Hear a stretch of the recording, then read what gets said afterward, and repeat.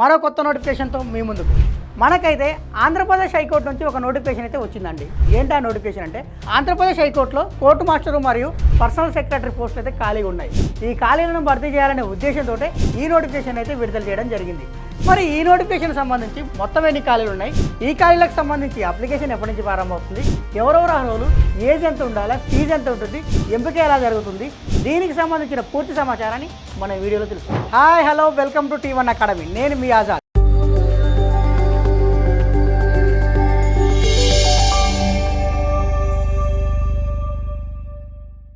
High court of Andhra Pradesh. మనకి ఏదైనా ఒక సంస్థ నుండి ఒక నోటిఫికేషన్ వచ్చినప్పుడు ఆ నోటిఫికేషన్కు అప్లికేషన్ చేసుకోవడానికంటే ముందు అసలు ఆ నోటిఫికేషన్ ఏ సంస్థ నుండి వచ్చింది, ఆ సంస్థ యొక్క పూర్వపరాలను తెలుసుకున్న తర్వాతనే ఆ నోటిఫికేషన్కి అయితే అప్లికేషన్ చేసుకోవాలి. ఇప్పుడు ఈ నోటిఫికేషన్ ఏ సంస్థ నుండి వచ్చింది, ఏ సంస్థ నుండి వచ్చిందంటే ఆంధ్రప్రదేశ్ హైకోర్టు నుండి వచ్చింది. మరి ఆంధ్రప్రదేశ్ హైకోర్టు యొక్క ప్రస్తావన ఎలా ఉందంటే ఆంధ్రప్రదేశ్ హైకోర్టు ప్రస్తావన మనం 3 దశలుగా చెప్పుకోవచ్చు. ఏంటి ఆ దశలు అంటే, 1 1953 నుంచి 1956 వరకు, 2 1956 నుంచి 2014 వరకు, 3 2014 నుంచి ఇప్పటి వరకు. మరి ఆంధ్రప్రదేశ్లో మొట్టమొదటిసారిగా హైకోర్టు ఎప్పుడు ఏర్పడింది? 1953లో ఆంధ్ర రాష్ట్రం ఏర్పడింది.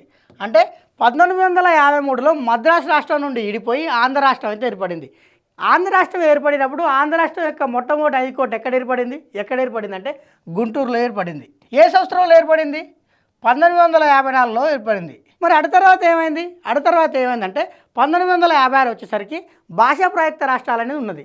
భాషా ప్రయుక్త రాష్ట్రాల ఏర్పాటులో భాగంగా ఏం చేసిరంటే ఈ ఆంధ్ర రాష్ట్రాన్ని మరియు హైదరాబాద్ రాష్ట్రాన్ని రెండింటిని కలిపి ఏం చేసిరంటే ఆంధ్రప్రదేశ్గా ఏర్పాటు చేయడం అయితే జరిగింది. ఎప్పుడు అంటే 1956లో. మరి అప్పుడు హైకోర్టు ఎక్కడుందంటే హైదరాబాద్లో ఉంది. అంటే 1953లో ఆంధ్ర రాష్ట్రంలో హైకోర్టు ఏర్పాటు చేసినప్పుడేమో హైకోర్టు వచ్చేసి గుంటూరులో ఉంది. అదే ఆంధ్రప్రదేశ్ ఏర్పడినప్పుడు ఆంధ్రప్రదేశ్ యొక్క హైకోర్టు వచ్చేసి హైదరాబాద్లో అయితే ఉన్నది. మరి 2014లో ఏమైందంటే ఆంధ్రప్రదేశ్ పునర్వ్యవస్థీకరణ చట్టం ఏదైతే ఉందో దాని ప్రకారం ఏమైందంటే ఆంధ్రప్రదేశ్ మరియు తెలంగాణ రాష్ట్రాలు అయితే విడిపోవడం జరిగింది.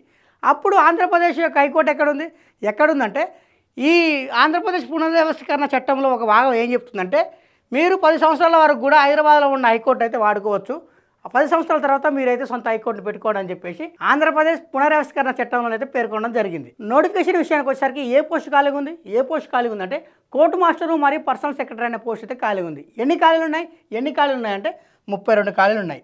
ఈ 32 పోస్టులను కూడా ఆయా కేటగిరీల వారీగా విభజించడం అయితే జరిగింది.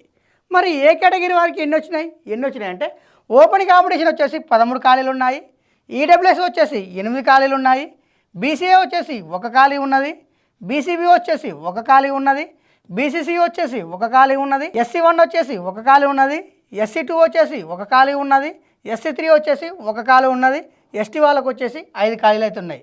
మొత్తం వచ్చేసి 32 ఖాళీలు అయితే ఉన్నాయి. మరి ఈ ఖాళీలకు సంబంధించి అప్లికేషన్కి లాస్ట్ డేట్ ఎప్పుడు అంటే ఏప్రిల్ 17, 2026 అయితే లాస్ట్ డేట్ అయితే ఉంది. మరి ఈ అప్లికేషన్ అనేది ఆన్లైన్లో చేసుకోవచ్చా, ఆఫ్లైన్లో చేసుకోవచ్చా అంటే ఆన్లైన్ అప్లికేషన్ అయితే కాదండి, ఇది కేవలం ఆఫ్లైన్ అప్లికేషన్ మాత్రమే.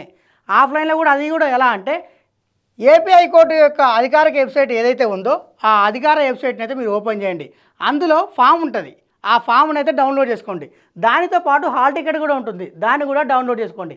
ఆ ఫామ్ను మీరే సొంతంగా నింపిన తర్వాత దాని మీద గెజిటెడ్ సైన్ పెట్టండి. దానితో పాటు 3 ఫోటోలు తీసుకోండి. ఆ 3 ఫోటోల్లో ఒక ఫోటోని ఆ దరఖాస్తు ఫారం ఏదైతే ఉందో ఆ దరఖాస్తు ఫారానికి అతికించండి.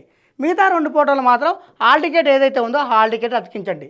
దానితో పాటు ఇప్పుడు దీనికి కావాల్సిన ఎడ్యుకేషనల్ క్వాలిఫికేషన్ ఏదైతే ఉన్నాయో ఆ ఎడ్యుకేషనల్ క్వాలిఫికేషన్ సంబంధించిన సర్టిఫికేట్లను దానితో పాటు జత చేసి మీరు ఏప్రిల్ 17 లోపు ఇక్కడ పేర్కొన్న అడ్రస్ ఏదైతే ఉందో అంటే ఆంధ్రప్రదేశ్ హైకోర్టుకు సంబంధించిన అడ్రస్ ఏదైతే ఉందో దానికైతే పంపించాల్సి ఉంటుంది.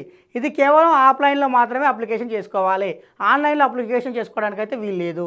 మరి ఈ పోస్టులకు అప్లికేషన్ చేసుకోవాలంటే ఎటువంటి ఎడ్యుకేషనల్ క్వాలిఫికేషన్ కావాలంటే ఎవరైతే ఈ పోస్ట్కి అప్లికేషన్ చేసుకోవాలనుకుంటారో వాళ్ళు ఖచ్చితంగా డిగ్రీ అయితే పాస్ అయి ఉండాలి. ఎందులో అంటే ఆర్ట్స్లో కానీ, సైన్స్లో కానీ, కామర్స్లో కానీ, లాలో కానీ ఎవరైతే డిగ్రీ పాస్ అవుతారో వాళ్ళందరూ కూడా ఈ పోస్ట్కి అయితే ఎలిజిబుల్, అంటే వాళ్ళందరూ కూడా ఈ పోస్ట్కి అయితే అప్లికేషన్ చేసుకోవచ్చు. మరి కేవలం డిగ్రీ పాస్ అయితే సరిపోతుందా? డిగ్రీతో పాటు ఏమైనా అడిషనల్ క్వాలిఫికేషన్ కావాలా అంటే కావాలి. ఏం కావాలంటే state board of technical education ఏదైతే కండక్ట్ చేస్తుందో ఏ ఎగ్జామ్ అంటే ఇంగ్లీష్ షార్ట్ హ్యాండ్ ఎగ్జామ్ని కండక్ట్ చేస్తుంది. ఏ board? State board of technical education. ఈ state board of technical education conduct చేసే ఇంగ్లీష్ షార్ట్ హ్యాండ్ టెస్ట్ ఏదైతే ఉందో ఈ టెస్ట్లో ఖచ్చితంగా క్వాలిఫై కావాలి. అది ఎలా అంటే నిమిషానికి 180 పదాలు అయితే టైప్ చేయాలి. నిమిషానికి 180 పదాలతోటి ఎవరైతే పాస్ అవుతారో వాళ్ళు మాత్రమే ఈ పోస్ట్కి ఎలిజిబుల్. ఒకవేళ 180 పదాలు చేయలేదు, కేవలం 150 పదాలు మాత్రమే చేసిండు, ఈయన ఎలిజిబులా అంటే ఎలిజిబులే. ఎలా అంటే 180 పదాలు టైప్ చేసిన వాళ్ళు ఎవరైనా లేదనుకో అప్పుడు ఈ 150 పదాలు టైప్ చేసిన వాళ్ళని అయితే పరిగణలోకి తీసుకోవడం జరుగుతుంది. ఒకవేళ ఈ 180 పదాలు వాళ్ళు ఉన్నారు, ఈ 150 పదాల వాళ్ళు ఉన్నారు, అప్పుడు ఇందులో ఎవరు తీసుకుంటారంటే ఈ 180 పదాలు ఎవరైతే టైప్ చేసారో వాళ్ళు మాత్రమే తీసుకుంటారు. మరి ఈ 2 క్వాలిఫికేషన్స్ ఉంటే సరిపోతుందా? ఇంకేమైనా ఎక్స్ట్రా క్వాలిఫికేషన్ కావాలా అంటే కావాలి. ఏం కావాలంటే అదే state board of technical education నిర్వహించే exam. Exam? Type writing higher grade exam. అంటే టైప్ రైటింగ్ హైయర్ గ్రేడ్ ఎగ్జామ్లో కూడా ఈయన క్వాలిఫై కావాలి. ఎలా అంటే నిమిషానికి 45 పదాలు కొట్టాలి. అంటే నిమిషానికి 45 పదాల వేగంతో ఎవరైతే ఉత్తీర్ణత సాధిస్తారో వాళ్ళు మాత్రమే ఈ పోస్ట్కి ఎలిజిబుల్. అంటే మొత్తానికి డిగ్రీ పాస్ అయ్యి వాళ్ళు షార్ట్ హ్యాండ్ పాస్ అయ్యి హైయర్ గ్రేడ్ ఎవరికైతే కలిగి ఉంటారో వాళ్ళు మాత్రమే ఈ పోస్ట్కి ఎలిజిబుల్. ఈ మూడిట్లో ఏ ఒక్కటి లేకున్నా కానీ ఈ పోస్ట్కి అయితే ఎలిజిబుల్ కాదు. మరి ఇంతకీ నిమిషానికి 45 పదాలు అంటారు, నిమిషానికి 180 పదాలు అంటారు. మరి ఈ పదాలను ఎలా కన్సిడర్ చేస్తారంటే యాక్చువల్గా ఈజ్ అనేది ఒక పదం,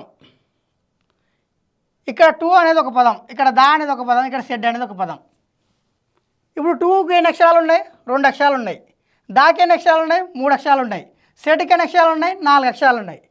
అంటే దీనిని పదంగా పరిగణించారు, దీనిని పదంగా పరిగణించారు, దీనిని పదంగా పరిగణించారు. దేని పదాలుగా పరిగణిస్తారంటే 5 అక్షరాలు, కీబోర్డు మీద 5 అక్షరాలు ఏదైతే ప్రెస్ చేస్తావో ఆ 5 అక్షరాలని ఒక పదంగానైతే పరిగణిస్తారు.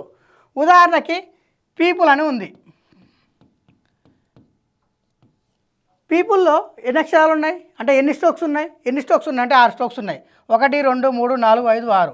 ఇదొక పదం. ఇందులో ఒక పదం మిగిలిపోద్ది, ఒక అక్షరం మిగిలిపోద్ది, ఒక స్ట్రోక్ మిగిలిపోద్ది. ఇప్పుడు మనం సెట్ అనే పదం రాద్దాం.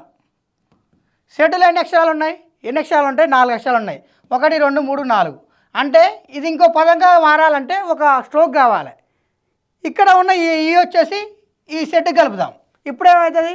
5 అక్షరాలు అయిపోయినాయి. అంటే 5 అక్షరాలతో ఉంటే అది ఒక పదంగా పరిగణిస్తారు. అంటే కీబోర్డు మీద 5 సార్లు ప్రెస్ చేస్తే అదొక పదము. అలా నిమిషానికి మీరు ఎన్ని పదాలు చేయాలి?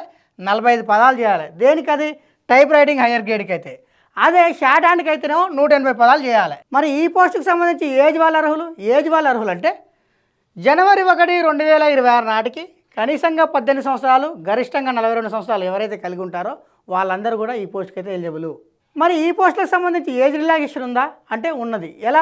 ఎలా ఉందంటే ఎస్సీ వాళ్ళకు, ఎస్టీ వాళ్ళకు, బీసీ వాళ్ళకు, ఈడబ్ల్యూఎస్ వాళ్ళకు ఎవరైతే ఉన్నారో వాళ్ళకు వచ్చేసి 5 సంవత్సరాల ఏజ్ రిలాక్సేషన్ అయితే ఉన్నది. అదే ఫిజికల్ హ్యాండిక్యాప్డ్ ఎవరైతే ఉన్నారో వాళ్ళకు వచ్చేసి 10 సంవత్సరాల ఏజ్ రిలాక్సేషన్ అయితే ఉన్నది. మరి ఈ పోస్టులకు సంబంధించి సెలక్షన్ ఎలా ఉంటుంది? సెలక్షన్ విషయానికి వచ్చేసరికి ఎటువంటి రాత పరీక్ష అయితే లేదండి. కేవలం షార్ట్ హ్యాండ్ ఎగ్జామ్ ఉంటుంది. ఈ షార్ట్ హ్యాండ్ ఎగ్జామ్లో ఎవరైతే మెరిట్ మార్కులు సాధిస్తారో వాళ్ళు మాత్రమే ఈ పోస్టులకు ఎంపిక చేయడం జరుగుతుంది. మరి ఈ పోస్టులకు సంబంధించి ఎగ్జామ్ ఫీజు ఎంత ఉంటుంది? అంటే అప్లికేషన్ ఫీజు ఎంత ఉంటుందంటే ఓసీ వాళ్ళకు, ఈడబ్ల్యూఎస్ వాళ్ళకు, బీసీ వాళ్ళకు వచ్చేసి 600 రూపాయలు అయితే ఉంటుంది. అదే ఎస్సీ వాళ్ళకు, ఎస్టీ వాళ్ళకు, ఫిజికల్ హ్యాండిక్యాప్డ్ ఎవరైతే ఉన్నారో వాళ్ళకు వచ్చేసి 400 రూపాయల ఎగ్జామ్ ఫీజు అయితే ఉన్నది. మరి ఈ పోస్టులకు సంబంధించి జీతం ఎంత ఉంటుందంటే 57,500 రూపాయలు అయితే జీతం అయితే ఉంటుంది. ఇలాంటి ముఖ్యమైన అప్డేట్స్ కోసం సబ్స్క్రైబ్ చేసుకోండి T1 అకాడమీ.